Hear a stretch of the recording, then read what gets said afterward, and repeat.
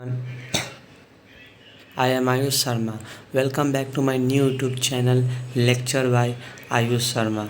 तो आज के वीडियो में हम लोग motion in a straight line chapter के कुछ बेसिक टॉपिक्स को हम लोग क्लियर करेंगे, क्योंकि और ये सारा चीज़ जो है सो आप लोग क्लास 9th में भी पढ़ चुके हैं। लेकिन अगर इस बेसिक चीज़ को अगर हम लोग रिवीजन नहीं करते हैं तो फिर आगे क्लास 11th में motion in a straight line में हम लोग को अच्छे से समझ में नहीं आएगा। तो हम लोग बिना देर किए हुए इस वीडियो को स्टार्ट करते हैं और आप लोग शुरू से लेकर अंत तक वीडियो में बने रहिएगा, थोड़ा सा भी स्किप नहीं कीजिएगा। हम शुरू से लेके अंत तक ले इस चैप्टर को हम लोग अच्छे से हम क्लियर करेंगे। सबसे पहले हम लोग बेसिक को उठाए हैं, बेसिक को सबसे पहले हम क्लियर करेंगे, उसके बाद जो है सो थोड़ा सा स्टैंडर्ड पर हम लोग जाएंगे। लेकिन सबसे पहले हम लोग 2 से 3 दिन में सबसे पहले बेसिक टोटल देख लेंगे। जैसे कि हम लोग देख लेंगे मोशन क्या होता है, रेस्ट क्या होता है, difference between motion, distance displacement हो गया, डिफरेंस बिटवीन वेलोसिटी स्पीड हो गया। फिर से हम लोग देखेंगे फिजिकल क्वांटिटी क्या होता है, स्केलर क्वांटिटी क्या होता है, वेक्टर क्वांटिटी क्या होता है। इसके बाद हम लोग इंटीग्रेशन देखेंगे, इंटीग्रेशन क्या होता है, डिफ्रेंशिएशन क्या होता है, कैसे हम लोग इंटीग्रेशन और डिफ्रेंशिएशन करते हैं। ये सारा चीज़ को हम लोग ये सारा बेसिक चीज़ को हम लोग 2 से 3 दिन में हम लोग कवर कर लेंगे। और 2 से 3 दिन के बाद ये कवर करने के बाद जो है सो हम लोग ग्राफ के बेसिस पे जो है सो कुछ क्वेश्चंस को भी क्लियर कर लेंगे। और ये सब करने के बाद जो है सो हम लोग का जब motion in a straight line chapter जो है सो कंप्लीट हो जाएगा। और जैसा कि आप लोग जानते हैं कि motion in a straight line chapter जो है एक काइनेमेटिक्स में आता है, जो कि मोशन इन 1 डायमेंशन होता है। और देखिए motion in a straight line में क्या होता है, अगर हम लोग मोशन का बात करें, अगर मोशन स्ट्रेट लाइन में होता है तो उसको हम लोग रेक्टिलिनियर मोशन भी बोलते हैं। यानी वैसा मोशन जो कि स्ट्रेट लाइन में होता है उसको हम लोग क्या बोलते हैं, रेक्टिलिनियर मोशन बोलते हैं। तो सबसे पहले आइए हम लोग देखते हैं कि मोशन क्या होता है। तो मोशन के बारे में, और इससे स्टार्ट करने से पहले एक चीज़ और मैं बता देता हूँ, ये जितने भी आपको मैं दिखा देता हूँ, ये सब जितने भी आपको दिख रहे हैं ये नोट्स, ये सारा जो है सो मैं खुद ही तैयार किया हूँ। ऐसा नहीं कि मैंने गूगल से जो है सो इसको ऐसे कर दिया, ये मैं खुद से जो है सो मेहनत करके जो है सो इतना जो है सो नोट्स में बनाया हूँ। तो प्लीज़ यार मुझे जो है प्लीज़ मुझे सपोर्ट करना, बहुत ज़्यादा सपोर्ट करना प्लीज़, क्योंकि मैं बहुत ज़्यादा मेहनत कर रहा हूँ। और मेरा इस YouTube चैनल को खोलने का एक ही सिर्फ इरादा है कि मैं अपने टैलेंट को लोगों के सामने दिखाऊं। और जितने भी स्टूडेंट हैं जो मतलब 9th क्लास में है, 10th क्लास में है, 11th क्लास में है, वो लोग को मैं कुछ अपना नॉलेज भी देना चाहता हूँ और उनको मैं कुछ और सिखाना भी चाहता हूँ। तो सबसे पहले हम लोग देखेंगे इस चैप्टर में, आइए स्टार्ट करते हैं कि मोशन क्या होता है।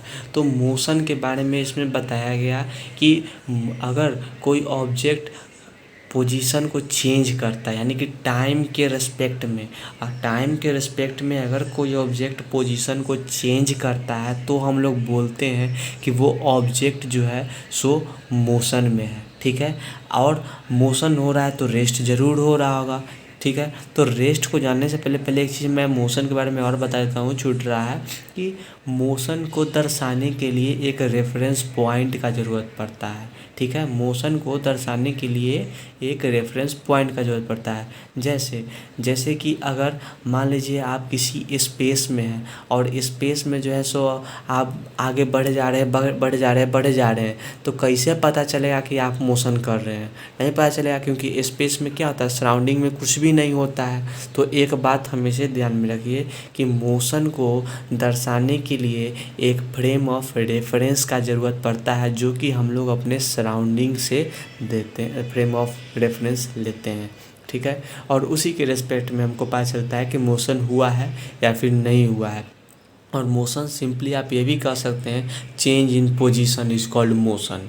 ठीक है, तो मोशन कब होगा, अगर कोई ऑब्जेक्ट रेस्ट में है तो वो मोशन करेगा। तो अब हम लोग देखते हैं कि रेस्ट क्या होता है। तो रेस्ट के बारे में जैसा कि आपको यहाँ पे हम बता दिए कि रेस्ट क्या होता है। When a body does not change their position with respect to time then the body is said to be in rest.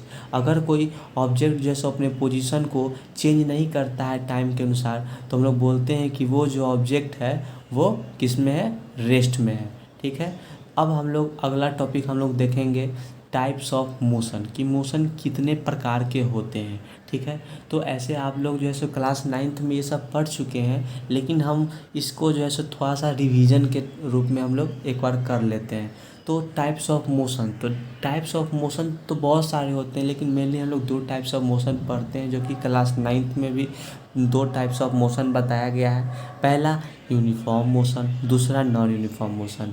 और यूनिफॉर्म मोशन किसे कहते हैं, तो यूनिफॉर्म मोशन बोला जाता है कि अगर कोई body equal time interval of time में अगर इक्वल डिस्टेंस ट्रेवल कर रहा है, तो वो बॉडी जो है वो क्या कर रहा है, किस मोशन में है, वो यूनिफॉर्म मोशन में है। क्या हम बोले कि अगर कोई बॉडी, अगर कोई object equal interval of time में अगर इक्वल डिस्टेंस ट्रेवल कर रहा है, तो वो बॉडी किस में है, यूनिफॉर्म मोशन में। अब एग्जांपल के लिए देख लीजिए, जैसे कि अगर हम बोल रहे हैं कि ये ए पॉइंट है और आप यहाँ से जो है सो बी पॉइंट पर गए। ठीक है, इसको मान लेते हैं ये ए पॉइंट हो गया और ये हो गया बी पॉइंट। ठीक, तो आप ए पॉइंट से बी पॉइंट पर जाना है। ठीक है, तो इसके बीच मान लेते हैं कि ये एक सी पॉइंट है, ये एक डी पॉइंट है, ये एक ई पॉइंट है, मान लेते हैं। ठीक है, तो पहले आप ए से सी जाइएगा, फिर सी से डी जाइएगा, फिर डी से ई जाइएगा, फिर ई से बी जाइएगा।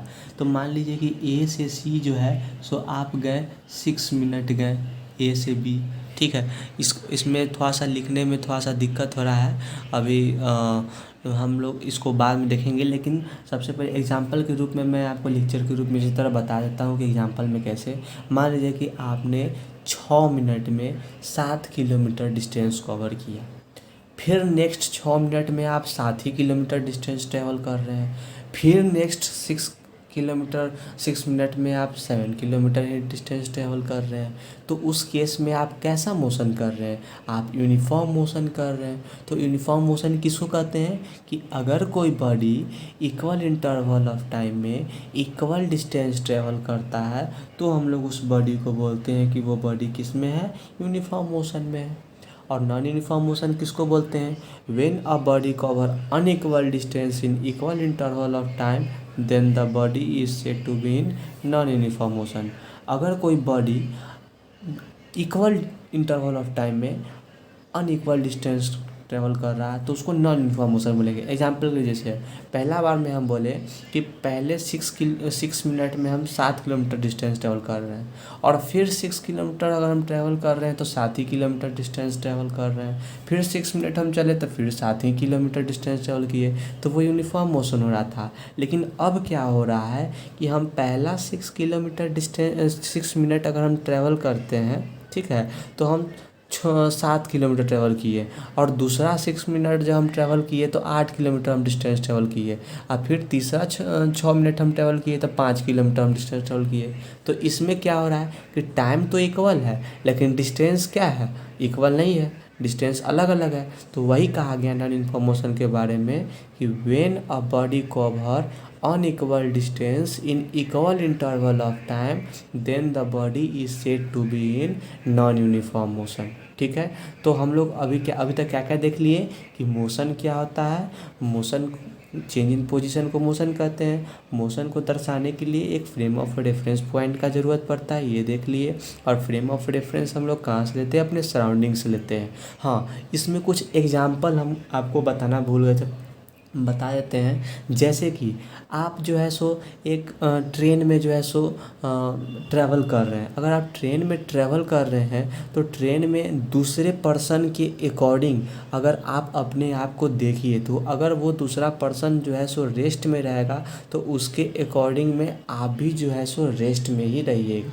ठीक है, अगर आप एक बाहर आदमी को देखिए जो कि रेस्ट में है, ठीक है, तो उसके कंपैरिजन में अगर हम लोग अपने आप को देखें, जब ट्रेन में बैठे रहेंगे तो हम लोग मोशन में रहेंगे। यानी कि बाहर, ट्रेन के बाहर कोई भी चीज़ को अगर हम देखें और ट्रेन चल रहा है, तो उस केस में हम लोग मोशन में होंगे। क्यों? क्योंकि फ्रेम ऑफ रेफरेंस ही बताता है मोशन को, कि कोई ऑब्जेक्ट मोशन में है या फिर नहीं है। फिर हम लोग रेस्ट के बारे में देखें कि पोजीशन में अगर हम कोई चेंजिंग नहीं कर रहे हैं तो हम लोग रेस्ट में हैं, यानी कि जहाँ खड़ा है वहीं के वहीं खड़ा है, मतलब कोई पोजीशन चेंज नहीं कर रहे हैं, तो रेस्ट में हो गया। फिर हम लोग देखें कि टाइप्स ऑफ मोशन के बारे में, कि टाइप्स ऑफ मोशन कितने प्रकार के, तो उसमें हम लोग देख लिए uniform motion, non uniform motion. Uniform motion में देख लिया कि इक्वल इंटरवल ऑफ टाइम में इक्वल डिस्टेंस कवर करेंगे तो यूनिफॉर्म मोशन होगा, और इक्वल इंटरवल ऑफ टाइम में अगर अनइक्वल डिस्टेंस कवर कर रहे हैं तो नॉन यूनिफॉर्म मोशन होगा। ये सब तो बेसिक चीज़ है, ये तो 2 से 3 दिन में जो है सो पूरा इंटीग्रेशन डिफरेंशिएशन सब कर लेंगे कवर। इसके बाद जो है सो फिर ग्राफ का जो है सो हम लोग स्टार्ट कर देंगे, ठीक है। तो अब हम लोग देखेंगे कि difference between distance and displacement, distance और डिस्प्लेसमेंट में क्या अंतर है, ये चीज़ को हम लोग ये देखते हैं अभी। और वेलोसिटी और स्पीड में क्या अंतर है, इसको हम लोग क्या डिफरेंस है उसको हम लोग कल देखेंगे। और इक्वेशन ऑफ मोशन और उसका derivation of equation of motion, ये टॉपिक को हम लोग कल करेंगे, ठीक है। तो आज हम लोग देख लेते हैं सबसे पहले कि डिस्टेंस और डिस्प्लेसमेंट में क्या डिफरेंस है।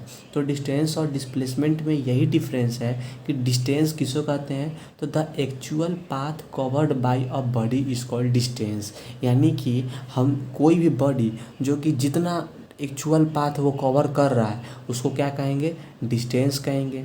और डिस्प्लेसमेंट किसको कहते हैं, the shortest distance between initial and final position is called displacement. Displacement किसको कहेंगे, shortest distance between initial and final position, यानी कि इनिशियल पोजीशन जो है सो और फाइनल पोजीशन जो है सो उसके बीच का जो शॉर्टेस्ट डिस्टेंस होता है उसी को क्या कहा जाता है, डिस्प्लेसमेंट कहा जाता है, ठीक है।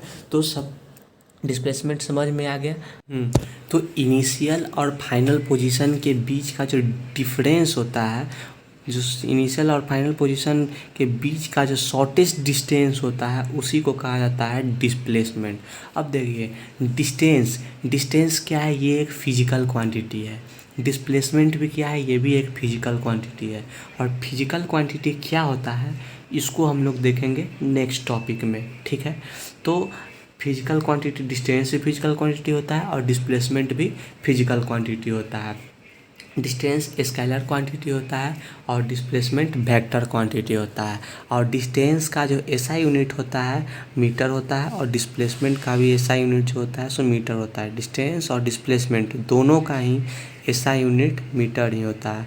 और डिस्टेंस जीरो हो सकता है, डिस्टेंस का जो मैग्नीट्यूड होता है वो जीरो हो सकता है, लेकिन डिस्प्लेसमेंट का मतलब डिस्टेंस का जो मैग्नीट्यूड है वो जीरो कभी नहीं हो सकता है, लेकिन डिस्प्लेसमेंट का जो मैग्नीट्यूड है वो जीरो हो सकता है, ठीक है। डिस्टेंस का मैग्नीट्यूड जीरो नहीं हो सकता है, distance can not be zero और डिस्प्लेसमेंट में बी जीरो, ठीक है। अब यहाँ पे जैसा कि हम यहाँ पे एग्जांपल दे चुके हैं, जैसे कि ये आपको ए बी सी एक राइट एंगल ट्रायंगल दिख रहा होगा।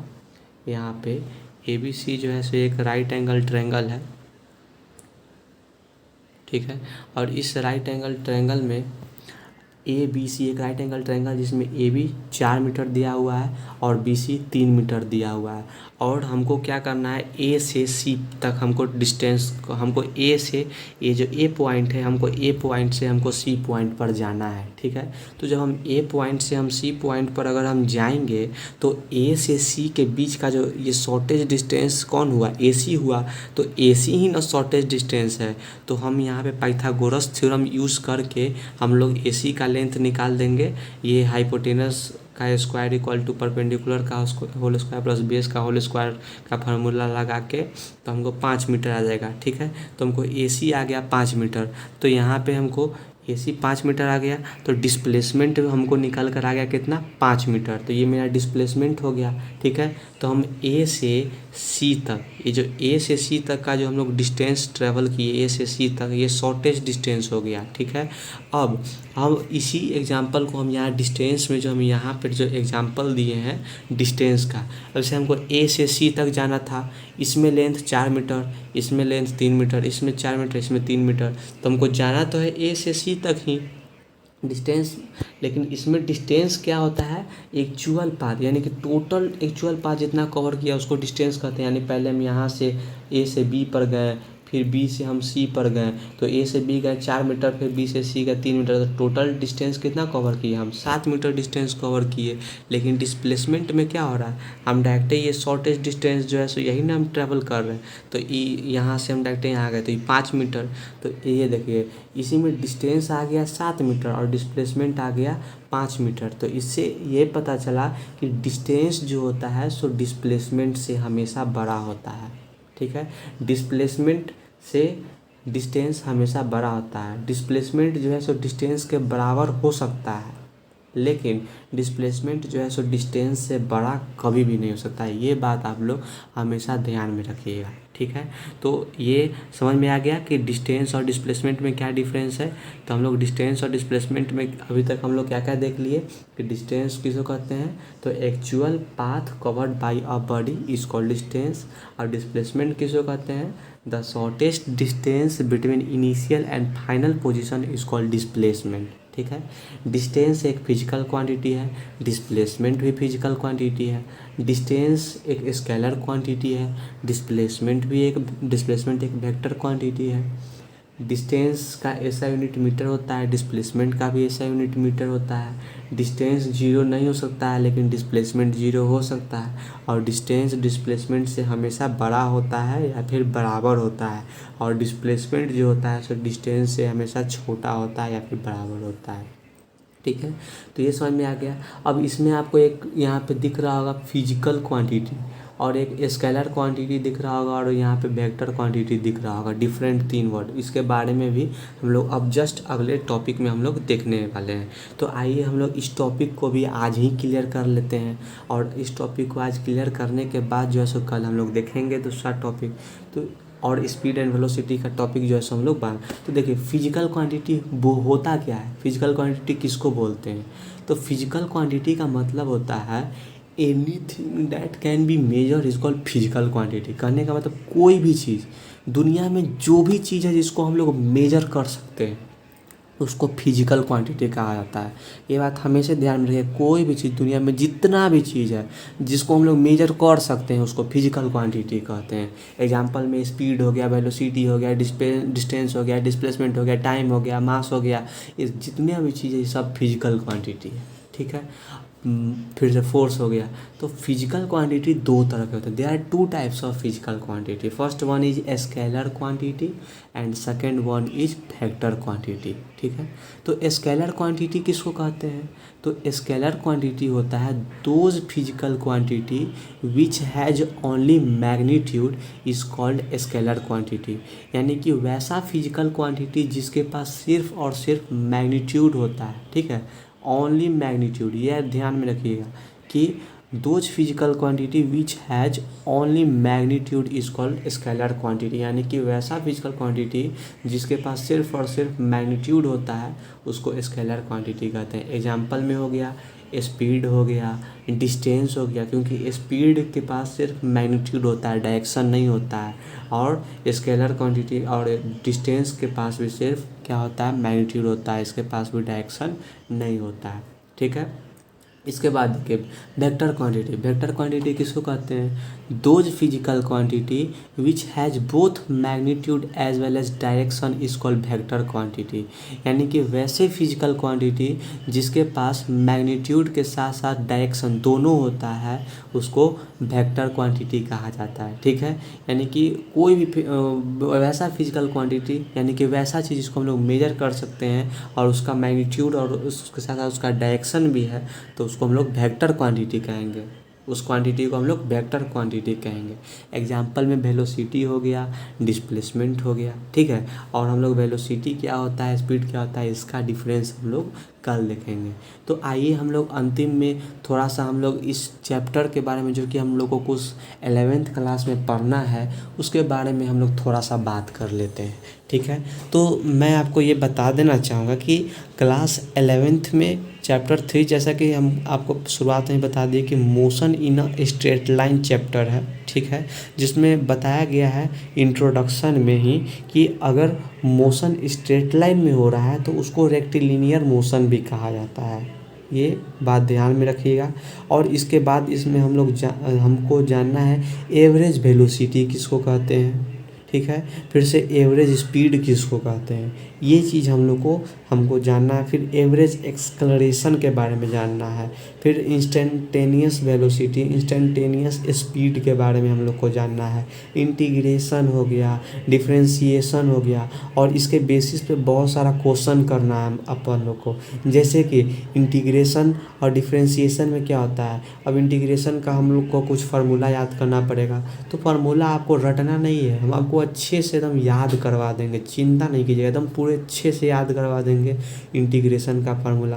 फिर से डिफरेंशिएशन का भी फार्मूला हम लोग अच्छे से याद करवा देंगे। अब देखिए डिफरेंशिएशन का फार्मूला का यूज़ होता है कुछ क्वेश्चंस बनाने में। एग्जांपल में आपको बता देते हैं। जैसे कि आपको क्या रहेगा ना कि डिस्टेंस दिया रहेगा और टाइम दिया रहेगा और बोलेगा कि बताइए कि वेलोसिटी क्या होगा, तो उस केस में क्या होता है ना कि हम लोग डिफरेंशिएशन का यूज़ करते हैं। डिफरेंशिएशन कम वैल्यू निकालने होता है तो यूज़ करते हैं। और वही अगर हमको टाइम दिया हुआ और स्पीड दिया हुआ है और डिस्टेंस पूछेगा हमसे या फिर डिस्प्लेसमेंट पूछेगा, वेलोसिटी या स्पीड टाइम दिया रहेगा तो उस केस में हम लोग इंटीग्रेशन का यूज़ करते हैं। और हम लोग इसमें जो है सो ग्राफ के बेस आधार पर जो है सो हम लोग कुछ क्वेश्चंस करेंगे। कुछ नहीं, एनसीईआरटी का ओवरऑल जितना भी क्वेश्चन है ग्राफ बेसिस पे या फिर इंटीग्रेशन डिफरेंशिएशन से रिलेटेड, वो सारा हम लोग जो है सो कवर करेंगे। लेकिन फ़िलहाल 2 से 3 दिन हम लोग सिर्फ़ और सिर्फ बेसिक चीज़ को ही करेंगे, ताकि हम लोग को आगे समझने में बिल्कुल भी दिक्कत ना हो। तो आज के लिए इतना ही।